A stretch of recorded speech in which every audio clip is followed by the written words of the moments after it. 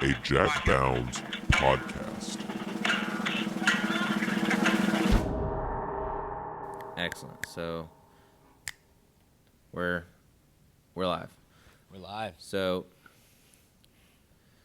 it's great to thank you for being here this evening right after work. I'm fresh out of band camp as well. And I'm glad that after an exhausting day of teaching music, a fun day nonetheless, but an exhausting day of teaching music, that you would join me and talk at me while I talk at you through a computer to monitor. So tell us a little bit about what it is you do, your day-to-day. My day-to-day. Oh man.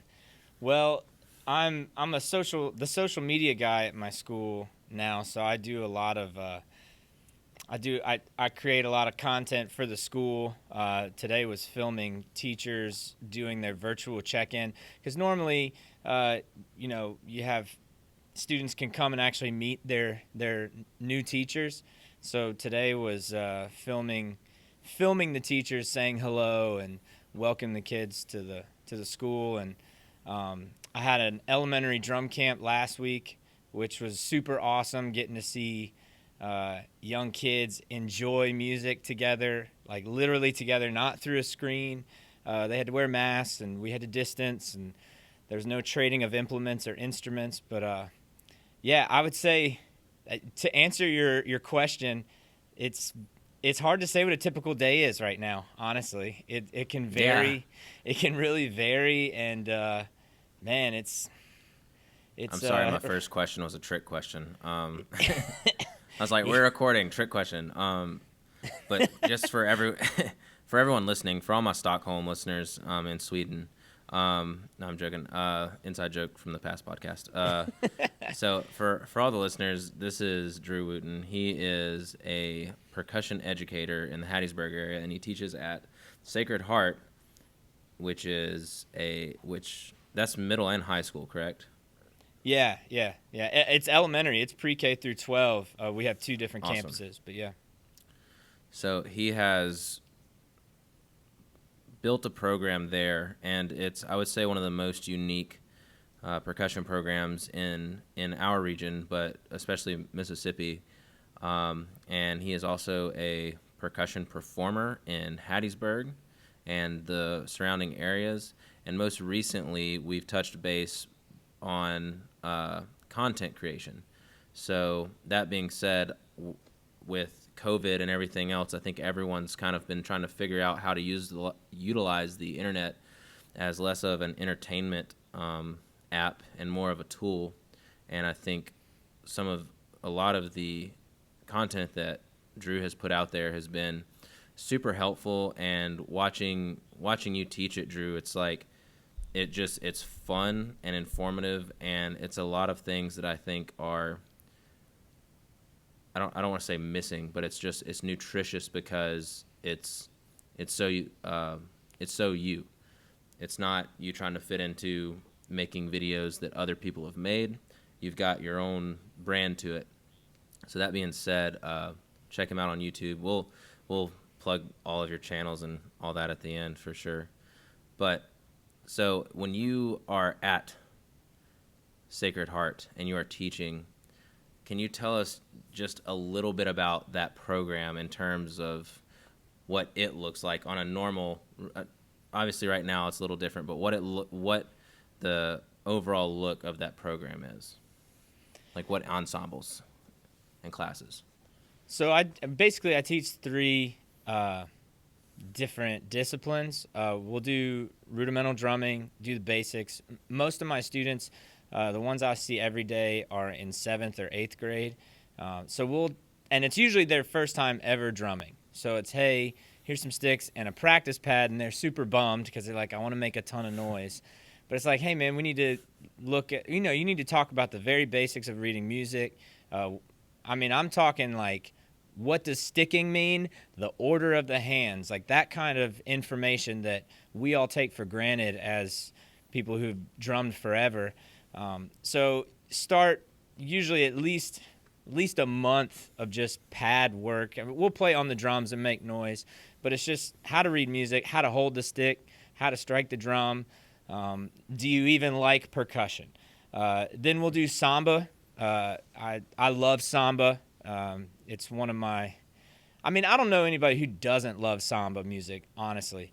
So we'll go over some of that. I had a great teacher in Curtis Pierre out of New Orleans. I mean, it's such an electric style of music, and it's fun to play. Beginners can kind of grasp it and at least play really basic rhythms, and it's still exciting. You know, it's not like trying to play violin and it takes like a year or two for you to even get a sound that doesn't sound like a dying animal. So people really like getting to do that, and then we do a lot of drum set. We used to have a thing called Drum Set Fridays, where if everybody practiced and worked on their rudiments or anything, we'd play drum set. Kids usually don't understand, though, that they can't just go straight to drum set, that you have to have some kind of, like, you got to be able to hold the sticks. You know, you got to be able to strike one drum before you can play more than one. And yeah, so we mix it up, honestly. My program is really more about, hey, do you think you might like drums? You know, then this is the course for you. We're not a competitive. We don't have a competitive drum line. We do drum for football games. But being a small school, also the way the schedules work, the kids lose an elective in 9th grade, so I can't keep the kids through middle school to high school. There is somewhat of a disconnect there, but it's really awesome for the kids that are into it because they come after school, they come at lunch, they come before school. The ones that love doing it, that are sticking with it, really are special kids, and it's I don't know, man. I'm learning how this goes as I go along, but it's a really cool place to really just it's a downtown art school, man. It's like really cool. They're letting us be creative and giving kids an outlet that most schools this size would not do this. I mean, we have a 50-piece Samba band that rolls down the main street in Hattiesburg, Hardy Street, during the Halloween parade every year. And it's a Halloween parade too. It's just like this, it's this like really interesting, it's like Hattiesburg. It's this interesting place where you get to do stuff that doesn't really happen anywhere else in the same way anyway. Yeah, for sure. And I feel like if anyone that's never been to Hattiesburg went for a month and just kind of observed and hung out with people that are self-proclaimed like Hattiesburgers, like the locals, they would have a really fun time just because there's so many things like that, you know? Like if they went in October, it's like, oh yeah, we have a parade and like this huge Samba band comes down the road, and then like the USM Drumline's also in costume and doing stuff, you know? It's all kinds of stuff. Very collaborative town, I'd say. There was an 8-year-old Deadpool playing tambourine, ta-ta, ta-ta, ta-ta, you know, going down the busiest street in town. Yeah, dude, Hattiesburg is one of those things where it's just, it's kind of like Austin would be in Texas. Like it's in Texas, but it's not, this is the same. It's in Mississippi, but yeah, it's an interesting, it's a weird, cool place for sure. Right. Yeah. During this COVID pandemic, kind of what you're touching on about, you know, you don't compete with your students, and you also, it's a norm to have a couple years where you're disconnected, just based on the class demands and everything that they go through. In a way, you've got your own issues presented by this pandemic, but in a way, it's like you can also kind of stay on track because you're not having to completely change your curriculum just because there's no competitions this season. One thing that I've noticed about, I just started my job at Warren Central, and also just talking with a lot of other band directors with competitive marching bands, is it's kind of initially a struggle to know that, well, we're not doing competitions this year, and we're also doing band camp virtually, so there's a I would say a big cloud hanging over a lot of band directors' heads, and this is not a knock on anyone that competes. I think that competition has a lot of value, and I think it's a nutritious thing whenever it's taught the right way. But I think that one of my mode of operations has been we also had a band camp in person, socially distanced, masks on. And one of my things in talking to my percussionist is like, we're here to grow. Obviously, we're not playing a game with a prize at the end this season, but why are we here? You know, it's like, it's an option. Every day is optional. So the students don't have to show up. But we've always had a good turnout. So I always ask those students, like, why are you here? You know, and I'm the new guy too, so it's this first week was definitely about me like trying to earn their trust, but I was, you know, trying to put out that positive message that like just because we are not competing in our league doesn't mean we can't get better at the sport, you know, or the art. So that's kind of been my mode of operation, and seeing you've started creating content, I think, kind of before all this, or at least like as it was beginning, and it's I can see that being like a fly on the wall in your classroom, that I feel like it would be pretty congruent with what you do day to day in your class.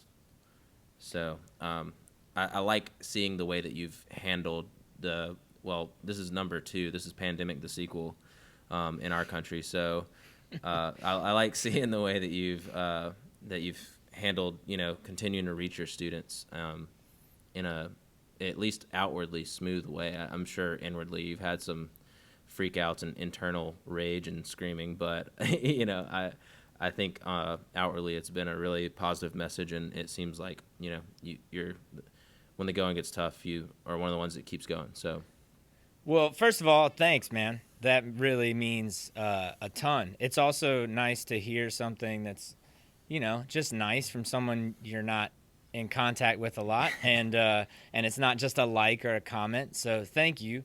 Yeah, on the inside, like right now, I'm freaking out about the camera angle and how I look.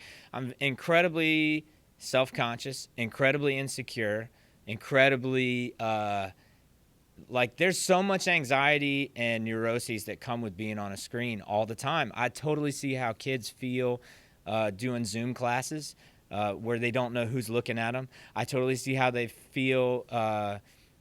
You know, I used to think like cyberbullying was like, oh, that's a made up issue, but oh, dude, that's got to be so real. So I totally understand what putting yourself out there, how it is incredibly difficult, and it is important to remain positive though. And I like to see myself as more of a like an outlet for, you know, there's lots of serious stuff happening right now, and right. and things. It's important to acknowledge those things, man. It's important to acknowledge that Black Lives Matter. That's like that should be a common sense thing, but I haven't said a lot of stuff about that because I'm more of a, hey, this is your let's just chill for a minute and just do drums and not have to think about anything serious for just a second, you know, and because you're gonna have to go back to that serious reality.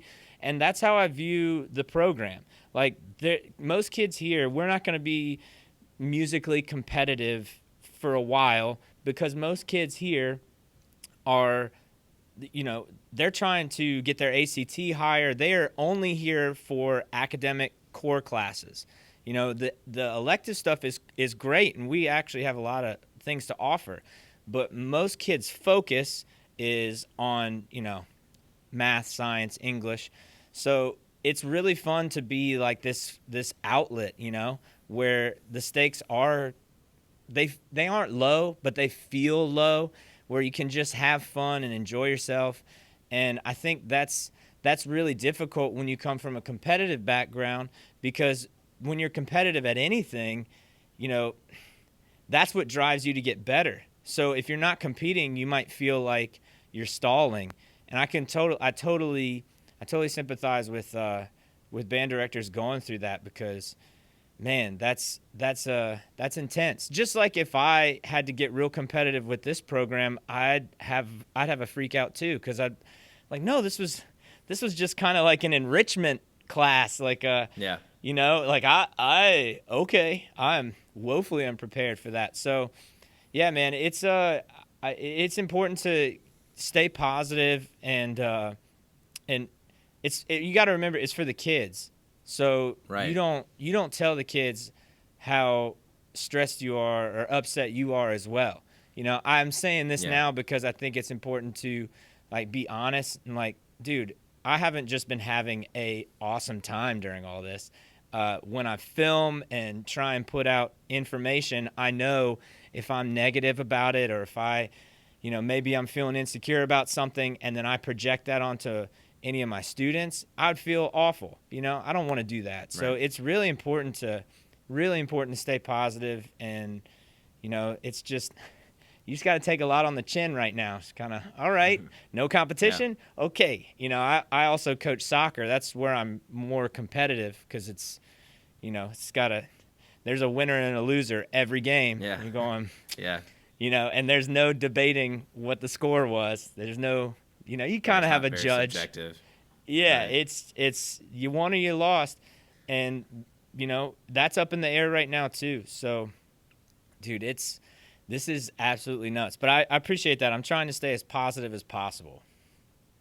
Yeah, absolutely. And from the perspective of your kids in long term, like talking like over years, like regardless of the pandemic, I think that like I just got done with a teacher orientation today, and one of basically the mission statement is college and career readiness, like graduating as many students as possible and making sure that they all either go into a career very hireable, or that they go to college and they're they have a high aptitude for that. And in a way, I think that the way that your music education philosophy is structured is that it's not competitive, but in a way, there's not going to be that like burnout for your students. I think that it's totally normal to go to a really competitive high school. I mean, famously competitive, and then after your last day of your senior year, you'd never pick up an instrument again. Or, and I mean, that's not necessarily a bad thing, but it's like if you're a music advocate, it's not what you want. It's not your end goal. You want your students to take something from your class and like have some fire at whatever capacity. It's not like you're teaching all music majors or, all DCI percussionists, but at the same time, like you want them to take something and that they enjoyed and continue it, and have meaningful lessons from the class. And I think in a way you've always had to deal with that retention. Like you said, you don't have them every single year from the time they start. Do you get them back, or is it just like once they're gone, they have to finish the rest of their classes and you don't get them back? How does that work? I'll get the ones that are serious back. I have a group right now that's going into 10th grade that's really serious. But they were doing all rehearsals after school, during lunch, like whenever they could get practice or rehearsal time. If they had a class, they finished their work early, they'd come in and they'd practice, or sometimes play along with the classes I had. So if they're really serious, they'll come back to it. But understandably, you take a year off and you say you're going to come to rehearsal, you say you're going to practice, and you don't. I mean, that's tough to, that's tough to come back to. And then the people that have been keeping up with it, they're burning, and it's you feel like you've kind of been left behind. So then, especially in high school, it's such a tough time anyway. It's like, dude, I don't need that stress, and I think that's what happens most of the time. But yeah, depends on the kid. Yeah, and you kind of have to create a trend in their culture, not just like your culture. Like, it's almost like you just have to like show them that it can be fun and rewarding and meaningful, even on the bad days, where it's not like all about happiness. It's about doing something meaningful, and I think that's almost like more of a cornerstone in the requirements for your class than what you would typically walk into in a band program. And that, again, that's not knocking a band program. We have to meet the needs of the students, and the needs of the students at different schools are different everywhere. It's not a universal fit. But I don't know. I've just pondered that, like, up until when you called me, I was just trying to like visualize how everything happens. And I know it's structured way differently, but it's also the amount of collaboration that those 50 students have with Hattiesburg it's not competitive, but it's an event. It's like you said, the Samba, the parade, all that. It's like that's got to be so awesome to them. Like their adrenaline has got to be just burning a hole through them when they're doing that stuff. Because I mean, I don't mean like adrenaline, like competitive adrenaline, obviously, but just like fun. And it's like I experienced that when I got to college. I went to an agricultural high school. I wasn't really like, trying to play the cleanest diddles. I was like the quad player at my school. So, but but when I got to college, was the first time I was just like, yeah, we're just gonna play a lot and make people drop their jaws. It's not like I said jaws, not draws, just for anyone listening and misunderstanding that. But just, just like it's making people just enjoy themselves just by being that. So I think that's really cool that your students are getting to experience that. And obviously, hopefully we get to go back to that really soon. Yeah, my main thing is just I want as few students to quit because of me. When I first started teaching, I think my perception was teachers are tough. Teachers are, strict. Teachers are demanding. And that worked for me for sure. But a lot of people, that doesn't work for them. And what happens is, because percussion means so much to me, like drumming, and it means a lot to me. It's like, it's the one thing I've done other than like eating and breathing and sleeping like my entire life. It runs in the family. It's like, it's such a special thing. It's very easy for me to go like, what's your paradiddle, And so the first couple of years, I scared people off because I was being demanding of these kids who were just like, I just wanted to try. Like you said, I wanted it to be an event. I thought it was going to be a fun show. And some of that is delusion. I thought I was going to be a rock star. It's like, yeah. me too, bro. But my thing now is like, it's like Sacred Heart for me is a safe place to land. I want to be a little more of that. I am kind of a pointy, like edgy person. So I know a lot of people look at it still as kind of a tough activity, but yeah, man, I want percussion to be more accessible. I understand that it is very hard. Matt Little once said it's like golf. Like, you got to have a bunch of different clubs and it's expensive. And I totally get that. But, you could still drum without the gear. I know maybe it's not as fun, but drumming should be something that everybody does. It's such a great therapy for being stressed out. And then at a school where we really focus on, test scores and stuff, man, here you go. Here's like an hour where you just don't worry about anything. You will be graded on some performances and stuff, but for the most part, we're just going to drum and you're going to get to enjoy yourself. And this is all that matters for this amount of time. And I think that's very valuable if you can. I'm still trying to learn that, not focusing on a bunch of different things. There's so many distractions now. Can I just focus on this one thing for this amount of time? So, right. Have you ever seen Matt Savage run a drum circle? Yes. He's been to the summer drumming Dugadot camp. Yeah. He did that a couple times, I think, there, and I got to see that. I don't know how it went at summer drumming, but it went really well at MTSU with a bunch of college music majors. And you know how judgmental that crowd can be. But no. But and he talked about just like when you're in a drum circle, he has a whole. I'll send you the PDF. I just gotta find it. It's buried in a box because when I moved everything, I just put all my college binders in one place. But I'll send you that PDF, and he talks about like kind of the desired outcome of a drum circle, and it's so far from what we do every day. As it's not like a lesson plan. It's not a we have to be at this point by the end of the drum circle. It's just giving everybody a chance to kind of put sound to their thoughts. I want to say give everybody a voice, but it's not using their voice. So it's just, they could have any cowbell, hand drum, whatever. And he just did a really good job on that. And I think that there's, especially now, I guess you saw Matt and Jody growing high. They like go in people's yards and do drum circles with like the social distancing and stuff. And like, it's so crazy because that seems like something they would totally do. And it seems like they're killing it right now. But that seems like something that could be, hitting on that advocacy and that accessibility that you're talking about. And, just making it an experience for everyone. I'd like to do that. I'd like to do that. I think that would be. I've been trying to do that with the city.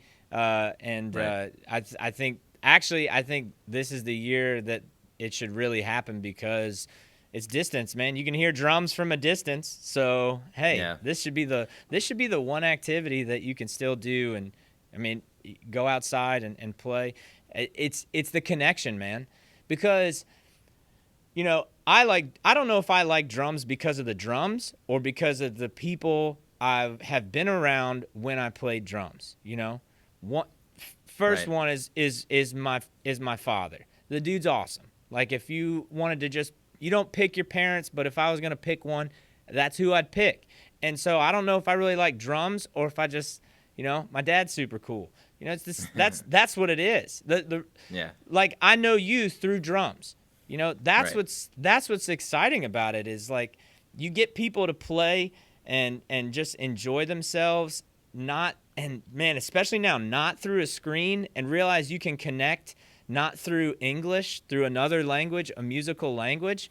Oh, and you see that happen with kids, man. Their heads just it's And you that's see it in their eyes. Their eyes get real wide. They're just enjoying themselves. Bro, that's like there you go right there. That's Yeah. all you need. So yeah, and I know Matt Savage does he does the drum circles for like corporate retreats and stuff where Right. you have to take a lot of stiff people in a stiff environment and you get them to loosen up and do like I know it's Right. good for team building. I know that people do it for music therapy. So yeah, bro, like Yeah. everybody's a music therapist who's in instructing this year. Everyone's a music therapist because that's what For sure. what everybody needs, man. Yeah, and I'm trying to make that meaningful to my students too. One, you mentioned something earlier about like teachers are tough, and like you tried to make draw the line in the sand with them early on. And I don't know that I did that at Quitman other than like this is my first job I had before I went into grad school 2 years ago, and it was just such a different environment than the one I'm in now. But other than like the classroom management, like enter the door every time. I don't think that it was that I was trying to draw a line in the sand. I just think it's that I didn't have articulate enough thoughts. I didn't feel like I could talk to them in a way where they just understood. But now, like when I'm talking to my students, I'm like, I said today, I was like, you just gotta trust me on this. I was like, actually, you don't have to trust me. I have to earn your trust. But just try it, and if it works out, try the next thing I say too. And it's, I think more and more, it's like we can't teach with that paddle in our left hand. It's just got to be like you have to earn the trust, and you can do that just by making good impressions and also just modeling good behavior. Obviously there's going to be outliers and behavior problems, and that's where like the master teacher comes in on knowing how to handle that and really just handle the unexpected, because it's not like you have a book for that type of stuff necessarily. But I've got kind of an idea. I've got enough drums now through my time at grad school. I was able to purchase like a set of congas, timbales. I've got a drum set that's functional, and I've got a little bit of a Christmas themed drum circle idea for Vicksburg. So we'll see how that goes. I don't want to give away too many details because it's going to be so awesome that I don't want to blow my listeners' minds like this soon and then cancel it. No, I'm joking, but it's going to be cool. Spoiler alert. You don't want to spoil anything, man. Right, exactly. Don't want to spoil anything, but I'm hoping to develop that idea because it's exactly what we're saying. It's just like it's my first year here. No one knows me yet except for the people that passed me. They're like, "Oh, you're the new band director." And it's like, "Yep." How could you tell? Was it my band director polo or, in teacher orientation and stuff? But if like people that aren't in band, people that live in a neighborhood where like it would be weird to have a drum circle. It's just like, like neighbors don't know each other or whatever. But just posting about it soon enough to where it's not like I'm like getting shot because people think I'm an intruder. But, I think that'd be great for advocacy, but also it would bring the band numbers up. It would put a face, at least my face, on the percussion side of the band. And like you said, just kind of establish community. It's kind of like philanthropy. But yeah, so I don't know. It's just it's kind of a spectrum that we've been talking on, from what you do at Sacred Heart and just kind of making drums accessible, making percussion accessible. And we moved into a drum circle, establishing community. And one of the things you said was, I don't know if I like drums for drums or if I like it because of like the community and the vibe and everything that drums is a byproduct or has for byproducts.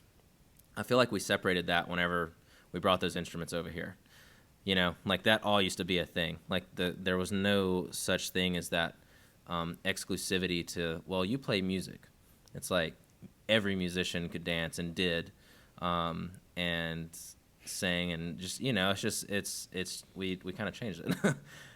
We changed a couple of things over here, and it's not necessarily a bad thing. Like there's a culture that's emerged from, I guess, that exclusivity. That's not a very positive word to call it, but at the same time, I think in a way that sense of community, it's almost like in some schools the band program that they offer is exclusive. It's not as accessible. And like you said about like Matt Little said, it does become that thing where it's like, well, it's expensive, you know, you got to buy an instrument, you got to get a ton of different gear. That's why I'm trying to right now figure out what I can do. They've got these new synced up marimba floor mats that students can practice on. I don't know if you've seen those online. And I'm trying to, it's just like, it's made out of like indoor vinyl, like the same thing they use in indoor percussion to roll out. It's just a small one, and it's a real size, like you can get a marimba or a vibe, and I think there's like a xylophone one. And they also have ones that are neoprene, so they're a little bit bouncier. You set them out on the floor and practice on them, and you can practice like mallet positions. Obviously, it can't give you tones, and you can't really do ear training on it. But during this time, I'm thinking like if each one of my front ensemble members had one of that, at least then, even if they're not practicing on it every night, it's still like you could do a case study, I'm sure, and just like this front ensemble had this product and this front ensemble didn't. And like there would be something different, right? Like there's no way that it would be a placebo product. I think that it would be good. So trying to figure out how the schools can help make it more accessible is a big thing too, you know. Putting things on YouTube, man. Like so I put my lessons up on YouTube just out of necessity. You know, I was talking with my principal, like, you know, she's going, what can we do? I mean, how are the kids going to still play drums when they're at the house? And I was like, well, we can loan out sanitized pads and sticks. You know, most of them, well, they were all supposed to have that stuff anyway as part of their, right. So most of them had it anyway. But it was all about just making it, once again, accessible, and putting it on YouTube was the best thing, because I've had students ask me for years, are you on YouTube? Because they figure, you know, I make a lot of silly faces. I make like a thumbnail, like, you know, I need like an X and a check next to it or whatever. And yeah, is this drummer good? You know, they're like, you should be on YouTube. So putting it on a screen for some reason makes it have credibility with kids now, because that's that's everything that they see. I had this camp last week, elementary kids, so it was 2nd through 6th grade, and they loved this Fortnite video that was, the person was a goldfish, and they were singing a song that was auto-tuned in like a Alvin the Chipmunk voice. Because they're like, yeah, we want to see. I was showing them a drum video, and they go, type in this fishy Fortnite thing. I'm going, what? And I watched it. I'm going, okay, so I'm not going to get this extreme, but I understand why when you come at the kids with, here's this activity, we're going to practice, you know, whatever. We're going to practice rudiments. They look at that, and they go, this isn't a screen with a fish man shooting a gun or something in Fortnite. That's what they're used to. That's what they're used to consuming. So you have to think about, like, how am I going to reach the most students, you know? And also, if you're talking about exclusivity, if you make membership if you make it too hard to join the club, you're always going to struggle for numbers. So for my thing, because I'm at a smaller school, it's very easy to struggle for numbers. So it's very hard to find that balance between making it too accessible or just not having anybody who wants to participate. And whoever has the secret to that, I would love, please email me, because I would love to know. I think right now, especially in the times, it's important to get numbers up and just have as many people a part of what you're doing as possible, maybe they don't, I have little guys that the parade we do for Halloween. I have little guys who will just walk along and throw candy. Like they just want to be a part of it. And I used to go, no, you got to play an instrument. Oh, it's so much fun. And they, Yeah. but why am I going to knock somebody who just wants to be involved? And, you just have to, I know it's a case by case basis, but it is very interesting trying to figure out what kids thought they signed up for. And, man, yeah, it's wild, dude. Yeah, it can be nuts. And I think I really like what you're saying about that. It's like kids throwing candy. It's like, well, that's not drums. But then it goes back to, do I like drums for drums, or do I like drums because of the way it makes people feel? In this case, your students that wanted their candy, They're still going to associate that with the time I went out with the Samba band and threw candy, Right, and they're going to support it too, and they're going to remember, they're going to remember what you do. Kids are sponges. They're going to remember what you said, what you did, and I make enough mistakes. I really just want them to remember drums. I want them to associate drums with fun, and a lot of times, competitive nature, being demanding. They associate it with work, and that's fine. That's fine. But as adults, it is work for us, but we're adults, Right. And when you're talking to a 12-year-old, I don't know if anybody remembers being 12, but everything was an emergency, like everything. and then you're just trying to find a lane. Like I don't care what it is. Right? Gene code jeans. It could be hot topic stuff. I don't care. I just want to find a lane. And, it's important to just have for me, it's not the fast lane. When I see those kids, when they see me, I want them to associate like, oh, this is going to be cool. And people are going to think I'm cool for being a part of it. Right. It's not like this identity that's exclusive. It's you kind of represent everyone in that, it's not this just elite thing, this elite idea of teaching. I think a lot of art, music, visual art, dance, theater, there's just a lot of, we always joke around about like being elite, being an elitist, being like, it's got to be this way, it's got to be that way. And there's just so many fingers pointed at what that is, but I think accessibility is a big role in that, and kind of avoiding that. And we've talked a lot about like, mistakes you've learned from. I know that I've got a book of them, and I'm on like my 3rd edition now of mistakes that I've made. But it's like, have you ever sat in, and like obviously you don't have to drop names, but have you ever sat in other teachers' rooms and seen them make a mistake that maybe helped you avoid it later down the road? That might be a weird question.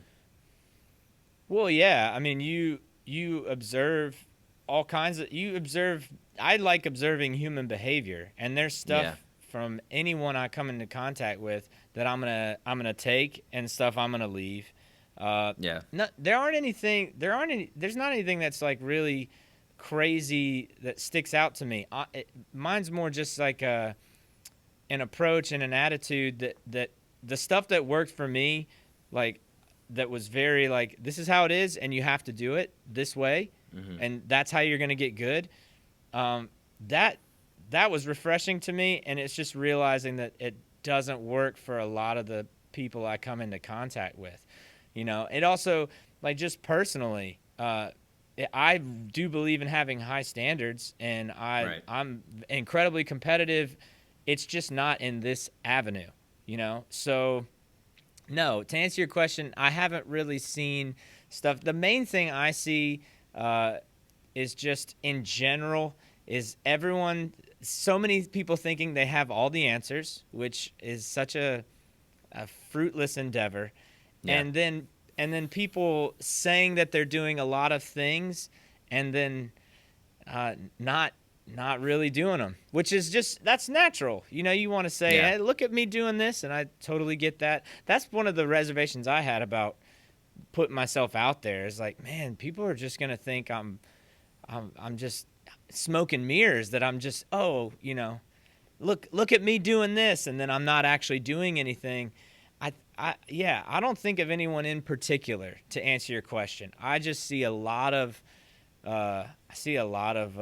laziness, and it's like, man, I've been lazy in my life. That's my main regret, is being a little afraid of hard work, and I like to think that I've remedied that. So that's my main thing. It's being consistent, really trying to be consistent and consistently good, because there's lots of people who are consistently bad, and it's not their fault. It's just maybe they don't think about it critically. So no names to drop there. Yeah. No, I wasn't looking for any juicy intel, but No, you were stirring the pot, Jack. You were stirring the pot, and you wanted me to hang some people out to dry, and I'm not going to do that. I was going to host them next and be like, you're not going to believe what Drew Wooton said about you on the last episode.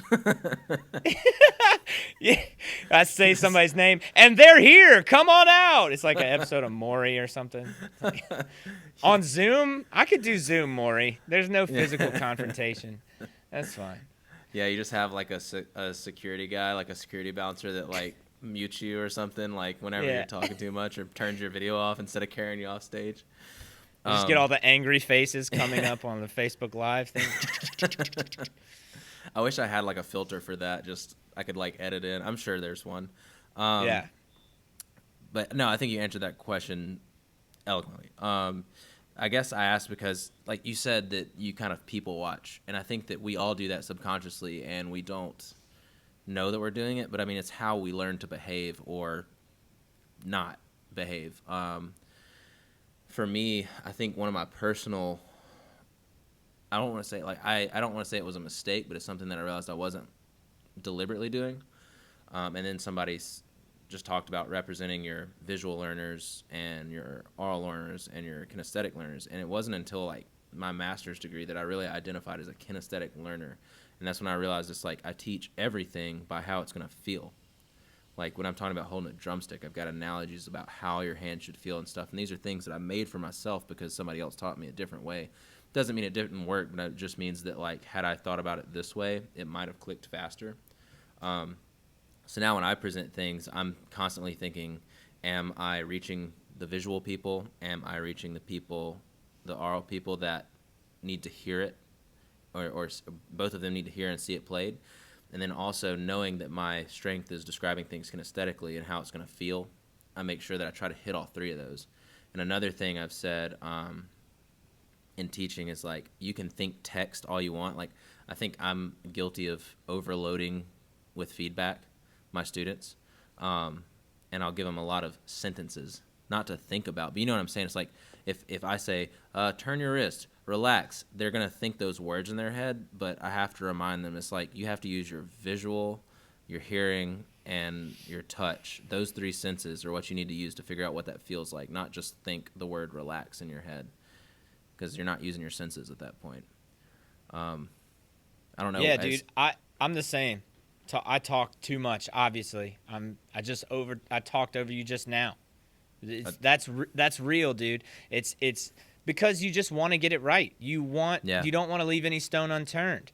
It's hey, have you thought about maybe do this? It's just constantly adjusting, and it's constantly. The best way though is to just show them how to do it and have them play. For me with beginners, it's just play, and I'm still working on not talking too much. Mm-hmm. I definitely talked way too much especially the younger guys when I started. Yeah. But the main thing is look, you're here to drum. What did you sign up for? Was it drums and feelings time with Mr. Wooton, or oh, I want to this is, I could either sing, paint, or drum, and this seemed like the coolest option to me, and I want to be cool because I'm a kid. Please help. I'm drowning in this pubescent body of mine. Help me. And so I just learned to stop talking as much. It's still an issue, but it's kinesthetic learning is the hardest learning. It's the most difficult type of learning because so much is involved between the brain and the body. Like you're having to send signals out to your limbs. Like it's involved in, like it's like the entire brain, man. So that's the real challenge is like, how do I balance this? Because I need them, like by definition, to grasp it in a kinesthetic way. They have to think it and then do it physically. But then maybe they can't. So I need to tell them verbally, or I need to write it down so they can see it. But then they get too bored, and I'm not a Fortnite YouTube video, so I lost their interest, and then they can't do it anyway, and we don't have any delay of gratification as a society anymore anyway. So then they quit because drumming's dumb and Mr. Wooton's the worst. He's mean, and that's the anxiety tornado that I live in constantly, where I just go, okay, how do you, the main thing is to just switch back and forth. I think the most recent thing I saw was average attention span of you know, let's say 7th grade is close to 5 seconds. You know, that's why TikTok is so popular. I know it's more than 5 seconds, but it's short. So as long as you can switch back and forth between all those things and just don't give them a chance to be lazy, dude, that's where it's at. It's guided. It's like guided discipline where like, look, hopefully you can learn how to do this on your own. But for right now, I'm going to show you everything you need to do to practice. That's my main thing too. I don't know how many main things I have, but showing them how to practice, you know, like this is how you're going to do this on your own. Like you are like kind of staying on task when I'm in front of you and the lights are on. But what are you going to do when you're in that comfy room with the 7 screens that you have and all the distractions that are going on? How are you going to maintain this difficult type of learning, you know, when there is no pressure? You know, that's the hardest thing, man. Yeah. For me, it's like what I'm facing right now is that I'm going to a new school right after COVID. They had a great teacher before me. They all miss him. And like I said, I'm kind of earning their trust.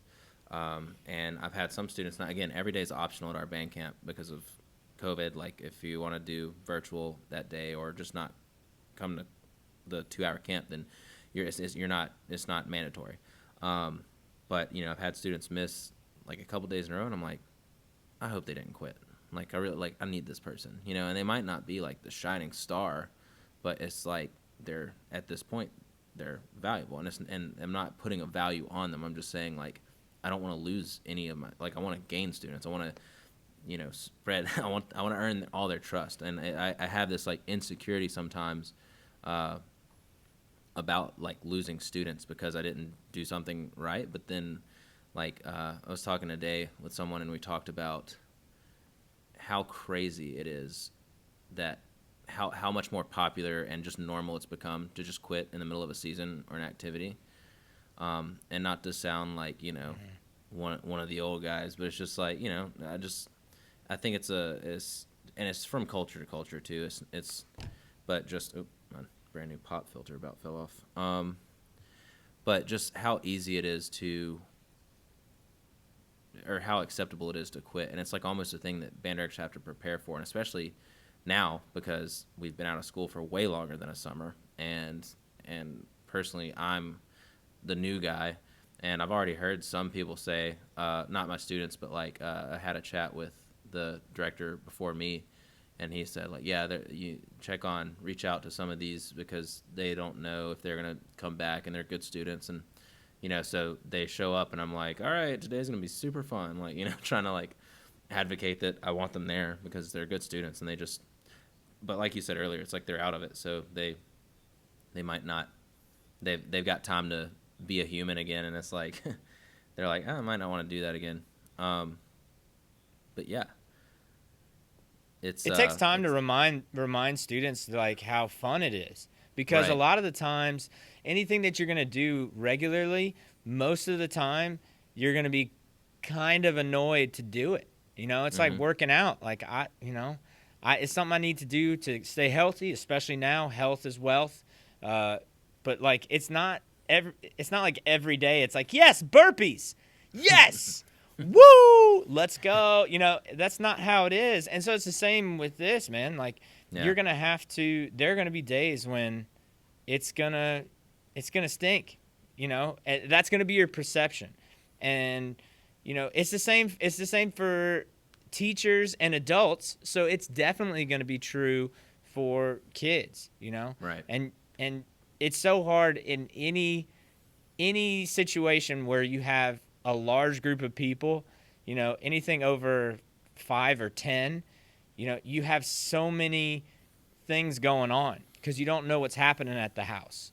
You don't know, you might have an idea of people's backgrounds, but you don't know what happens on a day-to-day basis.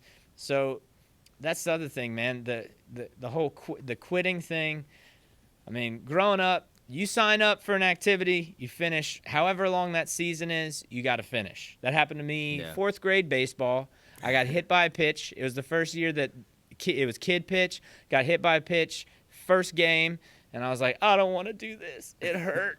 I like soccer. I don't, Yeah. I was, and no, you got to finish. And that's not as prevalent now. It would, I don't know. I know some people that now would be like, where's that baseball? What is, blame the baseball for hurting their child. And it's like, baseball's canceled. No more baseball. Baseball. That baseball's a bully. This is sports bullying. And I understand, and you know what? I understand people that you should want to advocate for your child. You should want to protect them. But at the same time, I think that's what's so hard about people who, parenthood. I can't speak from experience, but it's, I want to help, but also life in it's by definition is pain. Success is going to require some type of pain, Right. So it's very difficult for people to let go and allow like life to work itself out, That's just, it's survival of the fittest. Like, this is a pretty chill time. Even in COVID, this is the easiest time to be a human in the history of the earth.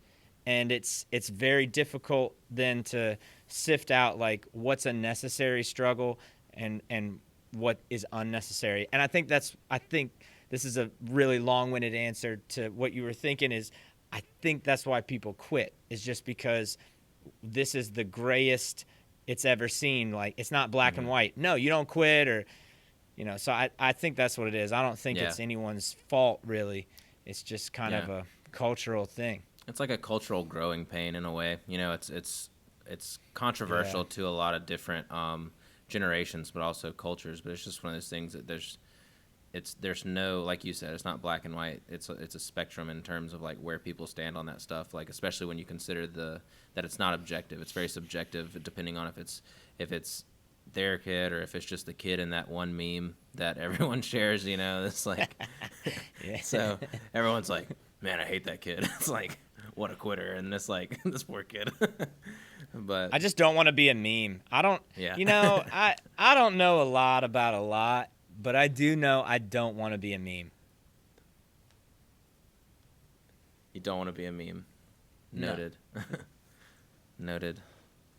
And it's weird. Like, you kind of took my brain full circle, but we were talking about, teaching meaningful things in the classroom, and that's kind of where I'm at right now with developing a curriculum for my students, because I think I could easily fall into the rut of, in a competitive marching band, you almost get them used to a system where it's like, learn the show, regurgitate it better. And it's like the term trained monkeys. It's like they know how to learn a show really slowly.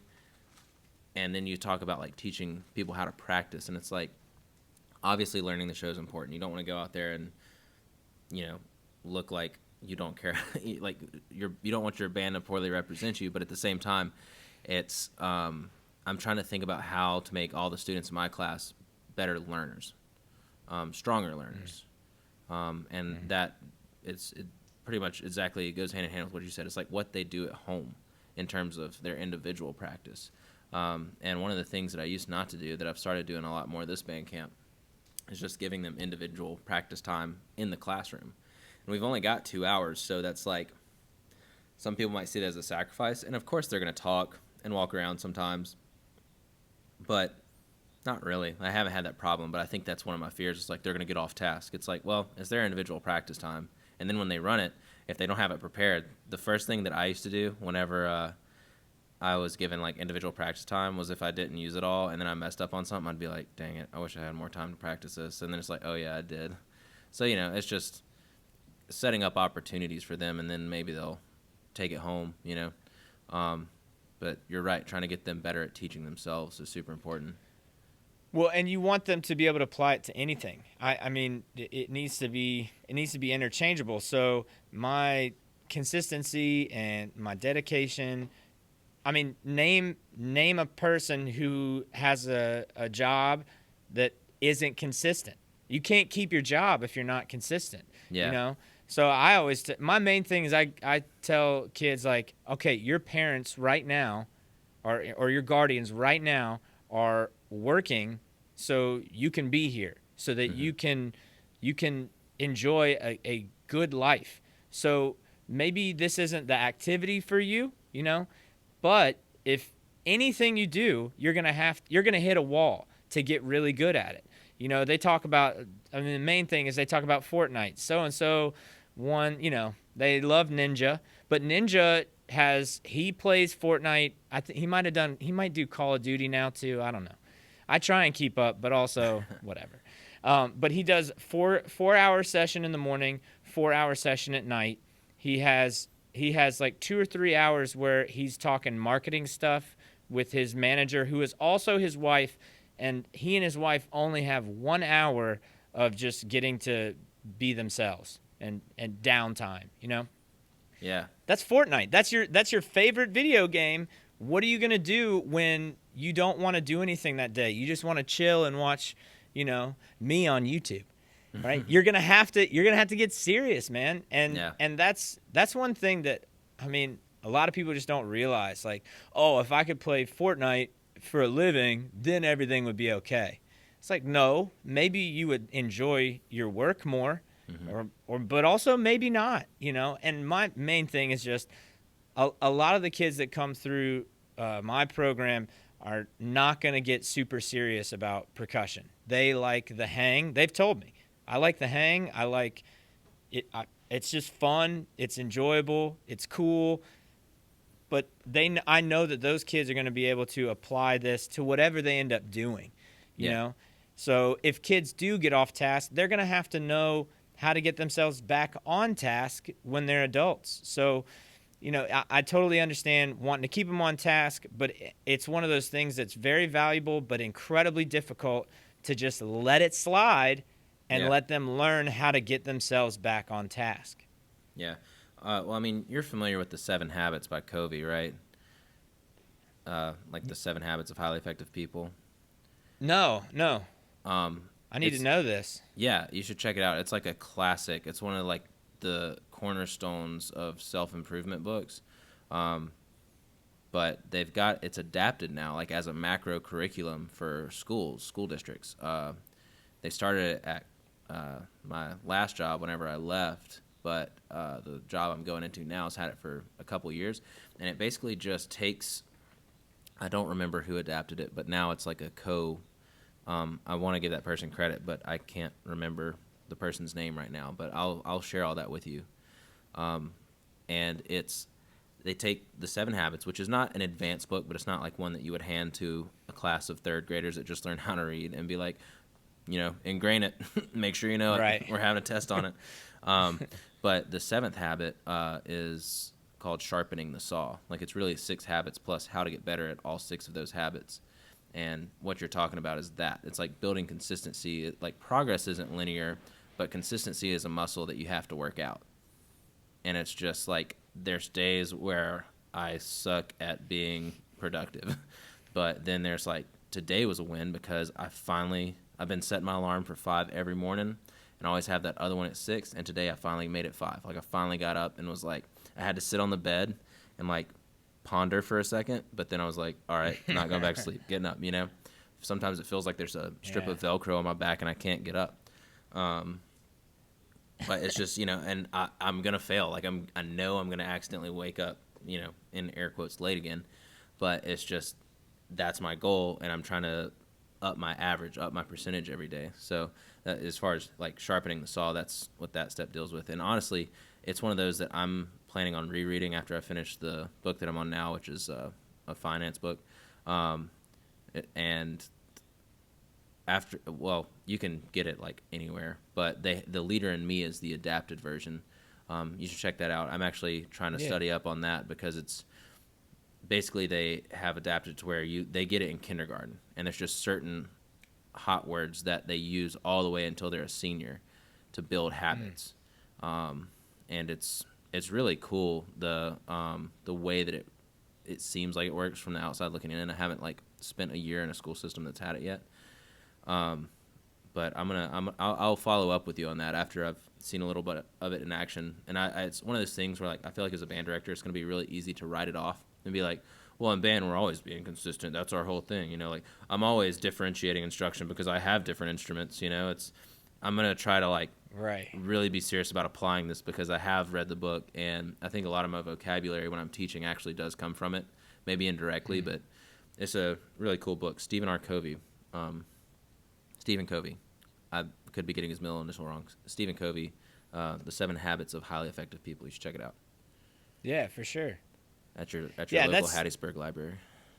There you go. Well, dude, that's what you're starting to really see during all this COVID stuff, man, is who is really effective and who is adaptable, who can adapt to the situation. And that's these kids are going to have, I think, that trait after all this. If you're having to grow up in COVID times and having to stay home, people, it's totally normal to worry about them. But I think this is a great lesson for everyone, but especially for kids. Like, hey, how many high school kids? I know how I was in high school. How many high school kids go, oh, I don't need to worry about this because I'll be long gone on my yacht made of $100 bills by then because of this famous thing I'm going to do. And I have all these plans, and it's totally great to have plans. Not saying you shouldn't have plans, but understand that even if you have plans, even if you do everything right, it may not go your way. That should make you more thankful and grateful for the things you are able to achieve and the things that go well, like, getting to do a band camp instead of focusing on it being distance and you wearing a mask. Like, man, we're actually able to do this and be together. So yeah. Well, and it's crazy. Like now I'm doing the podcast, and next step is getting back to making high quality videos because the ones I made, I used the camera at MTSU. They have a really nice setup for recording. But I didn't take into consideration that after I left, I wouldn't have a camera. So my next purchase is a camera and trying to do all that. But one thing I noticed was, like, we talked about, is he really doing this, or is he just wanting people to think he's doing this? And I think at the beginning, my intentions were obviously pure, and I was, like, very motivated. I've still got, like, a whole curriculum of videos that I want to make. And that's why I started with this, because I knew it wouldn't take like the camera and everything, but when I get the camera and everything, it's just going to enhance and it's going to build. School got like super tough in the fall semester to a point where I just got really low on myself and didn't feel like I was going to make any good content. And through that and learning that I could overcome that, it's like now if that happens, like I've got a plan to continue through it. But there's always something new. There's always a new challenge. It's like once you get through a challenge, you're like, oh, I've got it. Never have to worry about failing like that again, But now it's like, all right, I've got to keep the podcast going and start on these videos again for the sake of curriculum, the same way you're doing at Sacred Heart, while teaching full-time, So I think it's constantly a challenge, but just understanding that and seeking meaning is like you said, it's like life is suffering in a way, or literally, like you're not going to be happy every day, but you can do something meaningful every day. So sharpening the saw And if step you- for me is kind of like where my mind is when we're talking about that, you know. Well, and if you're effective, then it's fun. You Yeah. know, like for me, the videos at first were very stressful. I filmed the first lesson on my webcam, Yeah. and was just like, here you go. This is, I did like a silly play along thing, and I kept it real light because wanted kids to see it and go, this guy, this is what got this guy on YouTube. What a goober. You're like, I'll check out his next video. Exactly. So they just, Yeah. it is so daunting though, because you are like, man, so teaching in a normal setting takes a lot out of you, trying to make sure other people's children do well is not easy, man. It's No. difficult by itself. So then you add, filming, and you add, something regular where you're keeping yourself on a schedule. It can definitely cause some anxiety, because I think the perception of letting others down is bigger than the reality of what it would be. But Right. it doesn't make it feel any less real, where you're like, I haven't posted a lesson in a while just because I've been busy with, doing content for the school. And Yeah. it can totally eat away at you. And like going to the gear thing, you'll never have enough gear. No Yeah. one will. It's never going to be, it's one of those things where you're just never going to have enough, because you could always level up, Right. and you get the nicest camera. Well, guess what? There'll be a new one out in a year at the latest. Right. Right. So that's another thing too, is for people to remember not to beat themselves up. Be nice to yourself. It's advice I try and give in every one of my videos, and it's advice that I have a lot of trouble following. Yeah. And that's how it goes, man. Like, and like editing software, there's all kinds of like, I've tried to think of it in a positive way. Like I hit up Tony Lyman, like, hey man, how do I edit videos at all? And he's like, oh boy, Yeah. Yeah, he's someone like, I here, need to check- hit up as well. Actually, I have like, hit him check up. this out. Oh, dude, he is, and he's been doing it for years. Yeah. And knowing him, he would still feel like he could improve I or think that's learn what- something else. That's what makes him who he is that he's like still like he's the most like burning hot ember of an example of an entrepreneur, as far as like he's always like, every time he posts something I'm like, and this too, and it's not in a skeptical way. I'm just always like, man, like he's gonna kill it. Like he's Yeah, yeah. Tony's, Oh, you put a video together and made tacos, bro? Yeah. What? Yeah, he's like endorsed by Ninja blenders now. Yeah, no, Yeah, dude. he's So a beast. It's interesting though, like if you think of it in a positive way, like, hey, I get to reach out to Tony and he's going to tell me about this cool plugin I can use to make my videos better.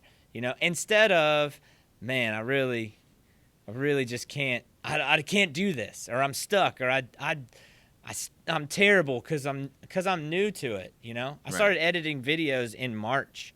So you have to take things with a grain of salt, and there's going to be a lot of salt for teachers this year. Yeah. Where the more I think it was Socrates, the more I know, the more I realize I don't know. Mm-hmm. That's so real, because I personally have learned a lot over the last several months, but this is the most anxious I've ever been about what I've learned. It's like, oh, it's not enough. So that's very normal to feel like it's gear, knowledge. Yeah. It's not enough. So. And I think it's so easy, like, it's so easy to, people scroll like miles and miles on Instagram per day, including me. Like, I'll get caught in that stuff. And it's like, I've made a point now to just not even like open those apps until after work, because I won't be productive. But one of the things in our culture is like, you only see people's highlight reels. Like, you never see the real person. And I mean, that goes for YouTube too, but I mean, that's their product that they've edited and put forward. But it's like, I'm sure you've gotten done editing videos sometimes and you put it up and you're like super proud of it. And then you see like somebody else that's been doing it for a while and you're like, dang, like but then it's hard to see it as, well, I'll be there soon. There's like, and look at it like tactically break down what they did to make it that good.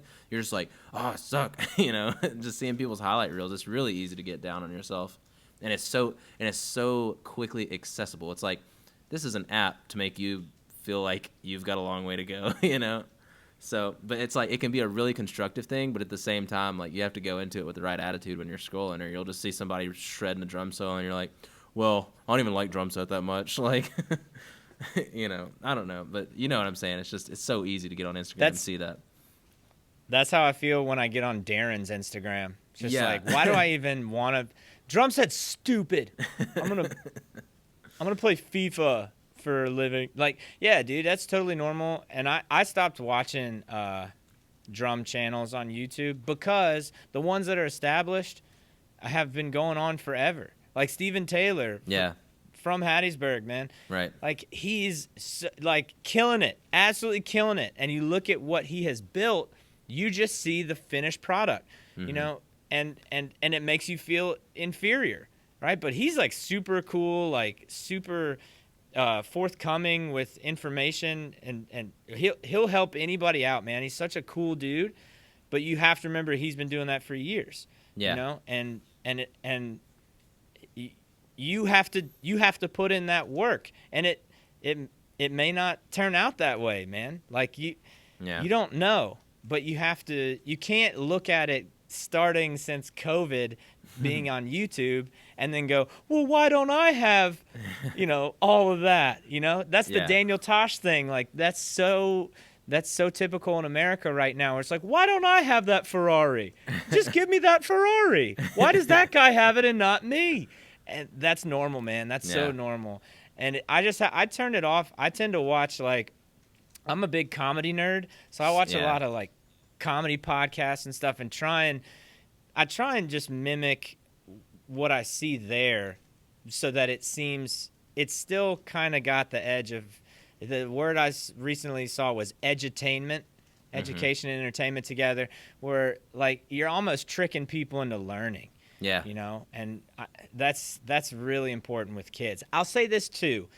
We also have to walk the walk as teachers and people in charge of kids.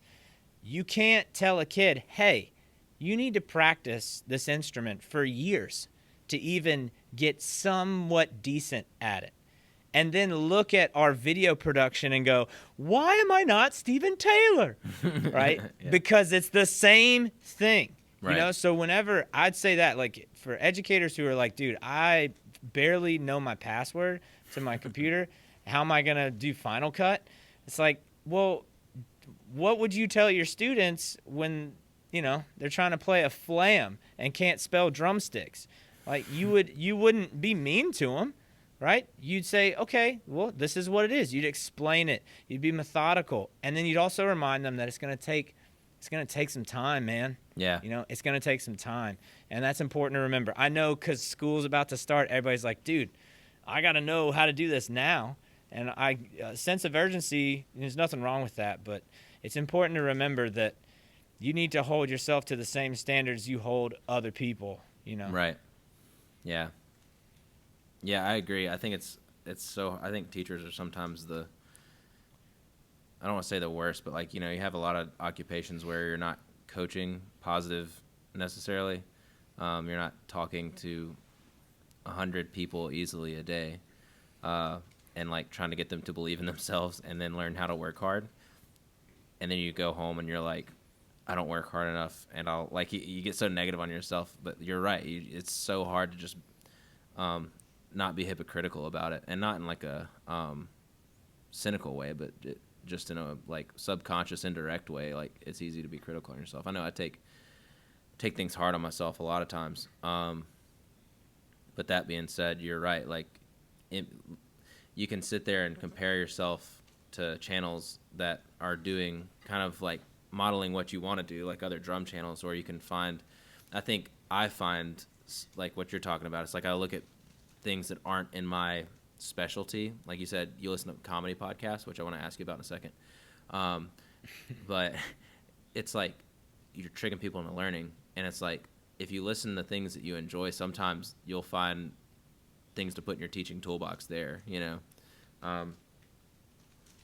because it takes you out of your critical element. It takes you out of your like putting your educator hat on and your real serious percussion hat, and it's just like, why did I enjoy this? Why did I enjoy this one? You know, how did that make me enjoy that? So what are some of your favorite comedians and comedy podcasts? Oh, how much time do you have? A lot. Let's go. Right now, I've been into. I like Andrew Schultz, the little news. Yeah.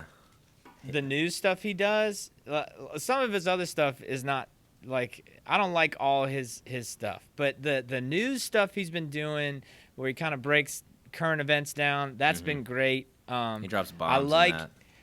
Oh, dude, it's and it's so well done, and it's Yeah. quick, and it's concise. It's awesome.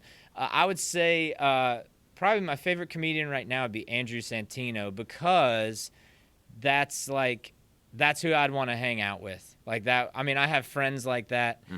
He's just like somebody that is a lot like my friends, but a polished comedian, so hilarious. So I'd say Andrew Santino. I'll have to check him out. Dude, he's great. He's great. Just real sharp and unforgiving humor, man. But I don't know, man. I have so many favorite. The GOAT is Jim Carrey, because he's just goofy. Yeah. And I got my parents to laugh when I was really little doing an Ace Ventura impression.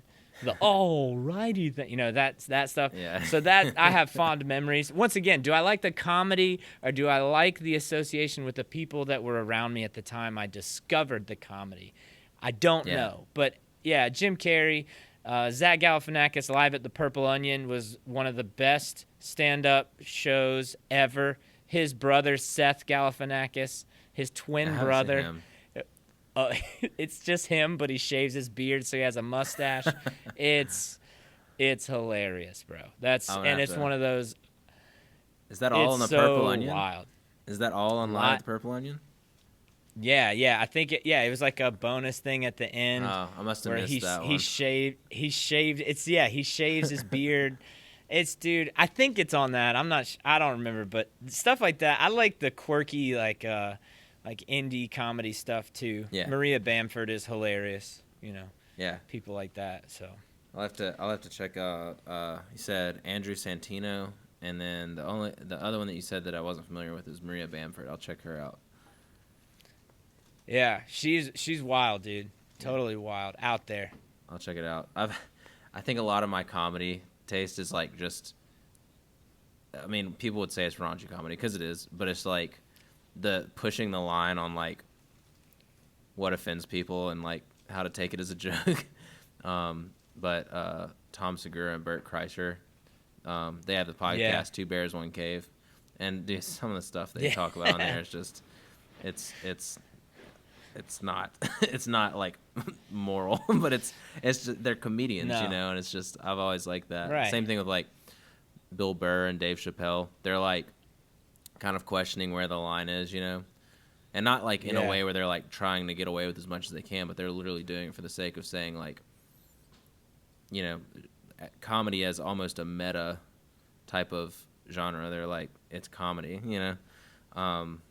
They observe Chappelle's comedy show itself. was so I was gonna say Chappelle's show was so huge in high school. Like that was, everybody liked Chappelle's show. And some of that stuff, like Rick James, that whole thing was just like, how did you? It's a very simple concept. It's just stories that Charlie Murphy told him. But the way they made that into a show was like, dude, Dave Chappelle. That's another. See, this is the thing. You start talking about comedy, it's like, man, there's so many funny people. And now when we're done with this, I'm gonna be like, you know what? I should have said. So and so, like, dude, there's so much. Yeah, exactly. I'll go down a comedy rabbit hole. I'll send you some more too, because I guarantee dude, we could both sit here and just talk about comedy.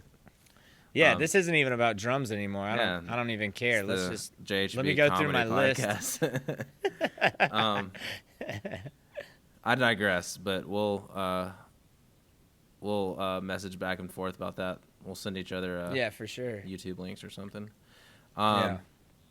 One of the things that we talked about before this started is you said there's always better gear. But that being said, let's talk about gear. Before we started, I was like, I still got time to go check the mail. I bet my pop filter's in. So I just put it on. This is a Neewer pop filter. I think I got it for like $8. And then I got these mics for free. So we're doing good. But yeah, so let's start with mics. What is your kit for your videos? I got so the school, we started a podcast for the school. Mm-hmm. It actually came about because I coach soccer. We just won. I coach the boys team. I'm the assistant for the boys team, so we just won our second state title in a row. Nice. The past 3 years we've been South State champions, and yeah, went back to back. And I said to the head coach, I was like, "Hey man, we need to put a microphone in front of these kids more often because they're actually getting, like, they were doing press. The media, oh, you're going to South State or you're going to state, reporters start showing up, and it's soccer in Mississippi. They don't show up all the time. It's right. not like football where you would have reporters all the time. I said, well, we have to prepare them for this eventuality.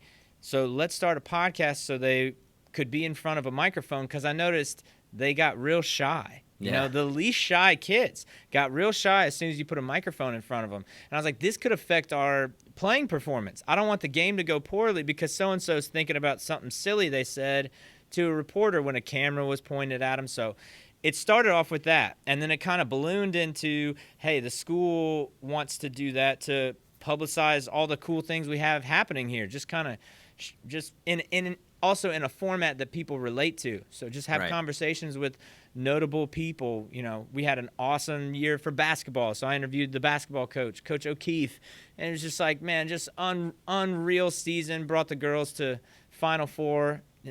It was amazing. So that's how it started. We got these microphones.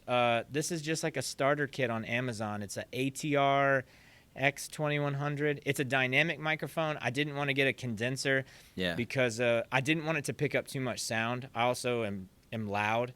But yeah, this pop filter, little Knox gear. I don't know. I'm pretty bad with gear, honestly. Yeah, I'm the same learning with drums. about it. I don't have like a brand loyalty or anything. I'm just like, there's some people like, oh, dude, you got to go with this, and I'm like, I just like, do I? You know, it's like I'm gonna look at the reviews and like, but for every person that's like, you got to go with this, there's another person that's equally as emphatic about going with a different brand, you know. So I'm in that rut right now where I'm like, I don't know, like, especially with cameras, there's people that swear by Sony, swear by Nikon, swear by Canon, and I'm like, right. And it always ends with, it's like, what do you need it for? And I'm like, oh, mainly video inside. And they're like, oh, you got to go with this, and every time the answer is different. So I understand you there. And I've just been filming with my phone most of the time. Yeah. You know, you can film 4K on an iPhone, so that's what I've been using. How do you manage a lot of my... I was going to say, how do you manage not running out of memory? Because I started that last time, and I, like, ran out of memory, so I got, like, 16 minutes in. Obviously, if I get another phone, I'm going to get a small one with a lot of memory and not all the fancy cameras. But, yeah, right now I'm a culprit of, I don't know how to delete all the stuff on there. Look, Secret Life of Hoarders is going to, in the future, is just going to be people, like, clearing their hard drive. Yeah. Like, no, I need that picture from that concert I was at. You're like, do you? Are you ever going to look at it again? I also stopped taking pictures and videos at concerts because I wasn't experiencing them. Yeah. So I'm like, wait, what happened? Oh, I have to go look at the video? Oh, I got to watch this on my phone? And so then a lot of it is just clearing if you go into storage under settings and then manage, just get rid of a lot of the. Also, if you can do the iCloud storage. Yeah, I've got that. I feel like I'm the worst at timing. Like, I'll sync it up and I think I've got it all in there. I'm like, is this on my computer? Can I delete it off my phone? I just got to do better. That's all it is. I just got to do better. But it's constant. That's the thing. You don't just get to now that you're like putting content on there. Yeah. It's not just a personal phone anymore. You have to keep up with it. It's a tool, exactly, and it's maintenance. You need to make sure that you're getting the dead wood out of there, man. So Yeah. that hit me too. 4K files are much larger, so it's you run out of space really quickly. So data management's key. And yeah, man, the gear conversation is one of those. I need to learn more. I went to look at cameras yesterday. Yeah. And I walked out with nothing because I was like, I'm gonna walk out with something that belongs on a flying saucer, and I'm not gonna know how to fly that thing, because there's so many buttons and bells and whistles. So when a phone can film in 4K, it's hard to justify needing anything other than that. Right. There will be a day where my phone melts because I've been overusing it, and I'll regret that statement. But yeah, honestly, the gear stuff, the mic, I was talking about the school because we were just trying to be smart and efficient about what we bought. So the microphone was not the nicest we could get. It was originally for use with students. It was just for them to practice being in front of the mic. Yeah. So it's kind of turned into a thing. This all happened, seriously, dude, this all happened right before COVID. So, I mean, I just lucked out, man. I just lucked out that the school decided to make that investment in me and in the equipment. And the biggest thing is having a computer to handle the video files. Yep. Having an iMac to use. Incredibly fortunate to have that. What I've noticed with the video editing and everything is the same with percussion. If you have privilege, if you have access, you can do really well. It is difficult if you can't get access to the actual gear, and I think the most important thing is the computer. So if anyone's going to spring cash for anything, it's the computer. Yeah, I noticed, I've just got, the basic MacBook, and I'm trying to – I need to look at stats on, a Mac Mini, because I know we run one for our front ensemble, our synth cart and our sound and everything, but I don't know, at what capacity it can be used. I know you can just hook it up to a monitor, essentially. But then I've also heard people say, "Dude, you got to build your own computer," and I'm like, I'm down. I just don't want to do it by myself because it'll look like garbage. I'll be trying to figure out where to put the gas in and stuff, and it just won't be pretty. That's what Gilstrap told me about the Mac Mini. It's like, bro, if you're gonna invest in your own thing, get a Mac Mini. And dude, I didn't realize that there's computers. There's $80,000 computers that you can get, the iMac Pro or something. Yeah. I was like, what? He's like, dude, this is Gilstrap, man. Shout out to Andy Gilstrap. He's helped me out so much with how to rig sound and sync things up. He's and actually stuff. the one who gave me these mics. Yeah. Dude, and also, yeah, that guy's kind of a genius. He's lived 7 lives. I'm pretty sure he's one of those people who's been reincarnated and he just didn't get the memory wipe. So he's like, I was like a sound guy. I have my own production company. What? Yeah. It's it's incredible. I can fix your bike.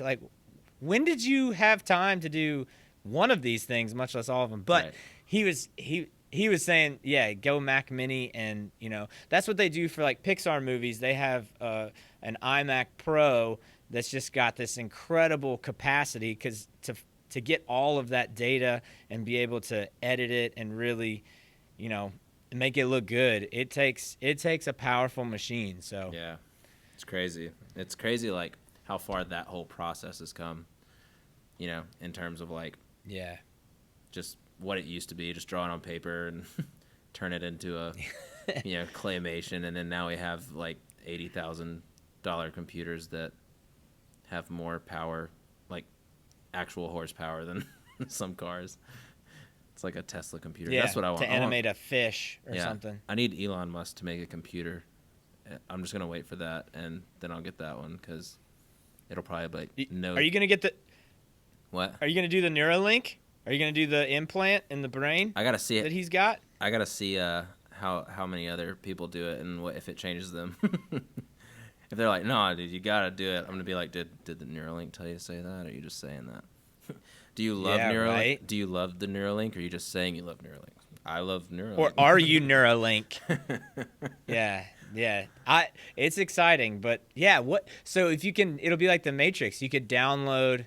I know Kung Fu. You could be like, I I can play, super fast paradiddles. You won't have to practice anymore. You can just have Neuralink. Ugh. And then none of this matters at all. You don't need lessons or practice. Just put a chip in your brain. Yeah, that's scary. And also, like, what would you do? Like, I would just be bored all the time. I would be like, well, I've done everything at the best capacity possible. I bet it'd be like sports game subscriptions where, like, it's like, well, you can play, like, drum set amazing, but it's going to cost you. Like, you got to get the most expensive subscription to play like this.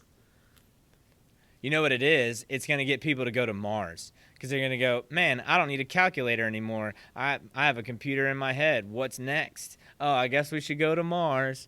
So that's what it is. That's why he's doing it all together. You got to be careful. Stay woke out there. Yep. So I want to bring this up as kind of a rounding out. I think we're going to have another episode whenever you're ready. I'm going to say that. I told Vic that too. I'm like, we could have cover a whole lot of other topics, and I plan to. I want to get I've got so many people in mind to bring on here, just for different virtuous guests. I'm glad that you got to be number two. Dr. Dude, Elon. me too. I'm like, so.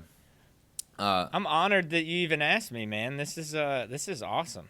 Yeah, no, I mean, it's fun for me. I'm learning a lot about video editing, even though this is pretty simple. It's just like it's just our faces and then trying to figure out, lining things up, right? And using time code. But like I said, I would love to do this again. And even especially whenever we can actually meet in person, it'll be really easy to set this stuff up and just go. It's a very ergonomic hobby. So. But yeah, so I want to wrap it up with the time that you performed on a cooking show in a New Orleans style second line with Dr. Wooton, your dad, and Josanne and Kelton were both there. Who else was there? Was that it? Yeah. It was Johnny Vidakovich. That was the most notable. Johnny V. He played bass drum, man, and that was so cool. Yeah, I got to meet Questlove, Padma Lakshmi, which there's a fly in here, man. That was amazing. Yeah. Just getting to see how like a big show like Top Chef is produced was it was surreal, man. The whole thing was like, what's happening right now? Yeah, that was an amazing experience. It was in the old Mardi Gras world in New Orleans, and yeah, they had us play like some second line beats. It was like kind of like a street beat that my dad wrote because they needed something that was royalty free. Right. He gets, you know what I mean. He created it. It was just a second line thing with some fills. We had some visuals that were fun to do, and they had us come in and like it was supposed to be a surprise. We were supposed to surprise the chefs, the cooks, the chefs, not cooks. You don't say cooks. I don't know. I don't either. And I'm sure that was a faux pas. But, we're supposed to surprise them. And so we went in the first time. They opened the doors, and we're playing, just making a bunch of noise. This is when Questlove had a drumstick restaurant in New York that he was opening. It was just the drumstick of various birds. So, yeah, nice. I don't know if that's still around, but what a pun. But anyway, yeah, ultimate pun. Ultimate pun. So, so we're supposed to surprise them, and I'm like, yeah, so it's reality television. I mean, there's some structure, but we'll walk in and just play, and they'll tell us where to stand and all that, and there was none of that. They were just like, all right, go. And we went in. And then it was, I don't know if you've seen the Ballad of Ricky Bobby where he's like, I don't know what to do with my hands. Like the first interview he does after he wins the race. It was that. Like, where do we stand? Do we just walk away? Are they going to talk about, like there was nothing. So it was a little too much reality. Right. And so we ended up doing it a couple times. And then the chefs had to pretend that they were surprised. I don't know what reaction they ended up using. But the best part was when we had to sit and wait for a while. Like, this turned into like a whole day worth of stuff. And we're sitting waiting, and they kept asking, "Are you ready?" I'm like, "Yes." And like Johnny V is a prolific New Orleans drummer, like an absolute legend of a man. And he gigs. This is like gig 1 of 4 that he has to get to in the course of one day. And so he's getting a little anxious, wearing the drum, a bass drum with the straps, like in like an X. It's like so there's no carrier. It's not comfortable. It's rough, So the best thing was they go, "Are you ready?" And he goes, "Yeah, I'm ready. You better put some batteries in them cameras." And it was one of those like, dude, and we're supposed to be quiet, and he's just yelling back at him, and everybody else is like, just, quiet. Like, they told us to be quiet. We have to be quiet. And he couldn't care less. Like, bro, I got some money on Frenchmen, man. I got to go. Right. Like, let's go. This is like, you said we are going to do it once, maybe twice. This is like the 4th time. It was so fun. I mean, he wasn't being rude or anything. It was just one of those like, oh my gosh, I'm never going to forget this. I've met Questlove and Padma Lakshmi, and I'm getting to play in a group with my dad and Kelton and Josanne and Johnny V. And it was like, what? That was one of the craziest days ever. And then we ended up having to come back to Hattiesburg, but they were like super cool. Like, "Hey, we're having if y'all want to play later after we're done shooting, we're gonna have like a food truck come and we're gonna chill." Yeah. And I was like, "What? We get?" Yeah, I forget the reason why, but we had to come back. But it was like, man, I want to live down here and just and just be a part of this. It was so cool. And I tell you what, man, Questlove was so nice. Yeah. So cool. You call him Amir when you see him in person. Questlove is a stage name. Oh, okay. So that was like, "Oh, hey Amir, how's it going?" They like tell you, like, call him by his name, you know. And dude, that was so cool. And that's one of those things where you just kind of, I'm super lucky, bro. Super lucky to get to do something like that. Never forget it. Yeah, I bet that was surreal. And also, like you were saying, like Johnny V's like always been that character at USM. Anytime he'd come, we're like, yes, like this is gonna be like we get to hear him play, but also like he's just gonna say some stuff so off the wall, and he's just such a fun person when he's playing the drums and also just like having conversation. He's just such a unique character. And he's effective in teaching that way. I remember taking a master class from him, and he's going, "Okay, let's hear a second line."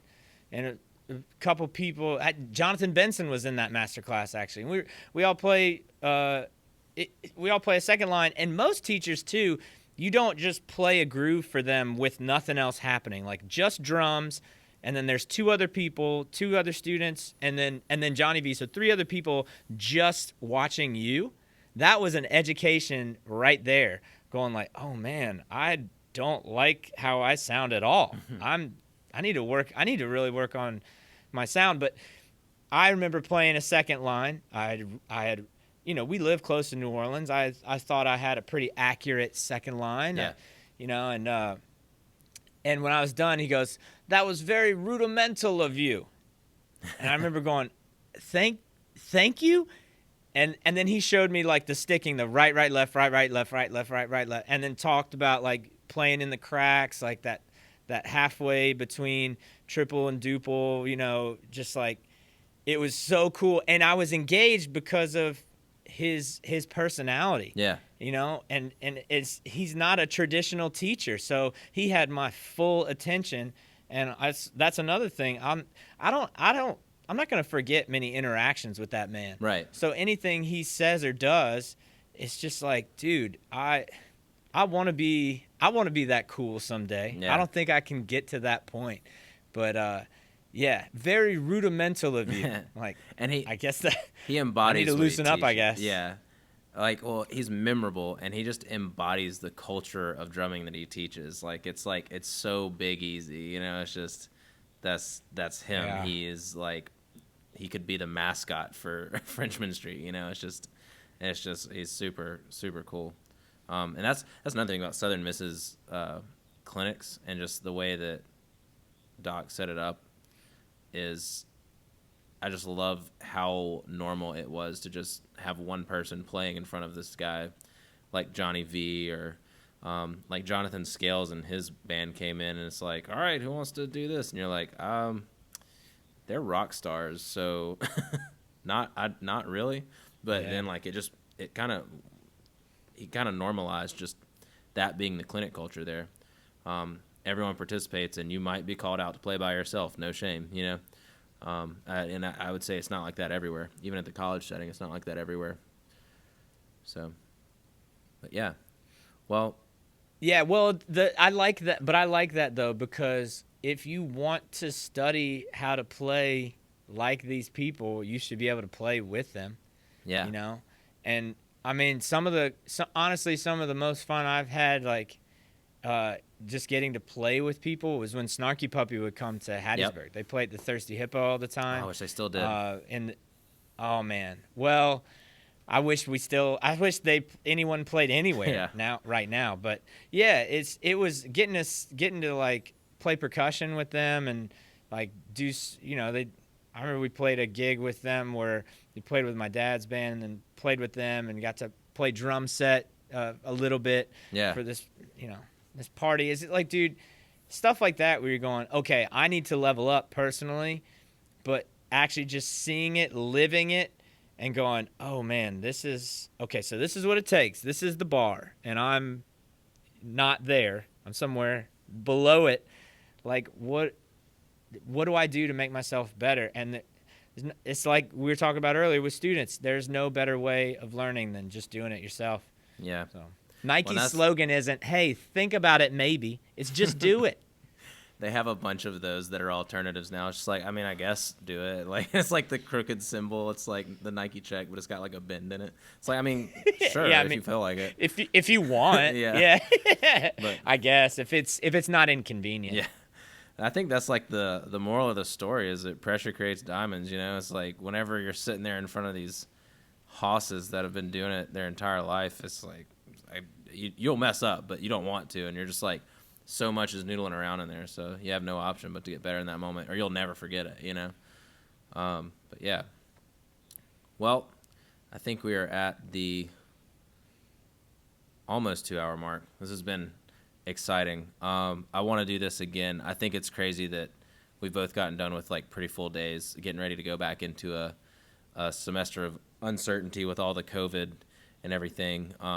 So I know like it's probably exhausting, but hopefully it's been fun for you, as fun as it has been for me, to do this. And I'm just so grateful to have you on and to be one of my guests. I think that it'll be a fun one to listen to, just hearing your insight.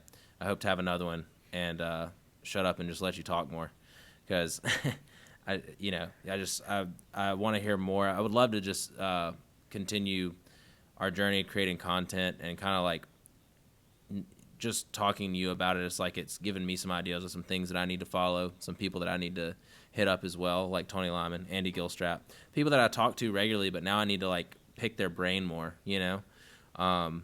So it's just been super beneficial for me, and I think everyone's going to enjoy listening to this. And it's been awesome to have you as a guest, and I hope the next one we can have will be in person after all this is over. Yeah. Even if we still have to wear masks. Absolutely, dude.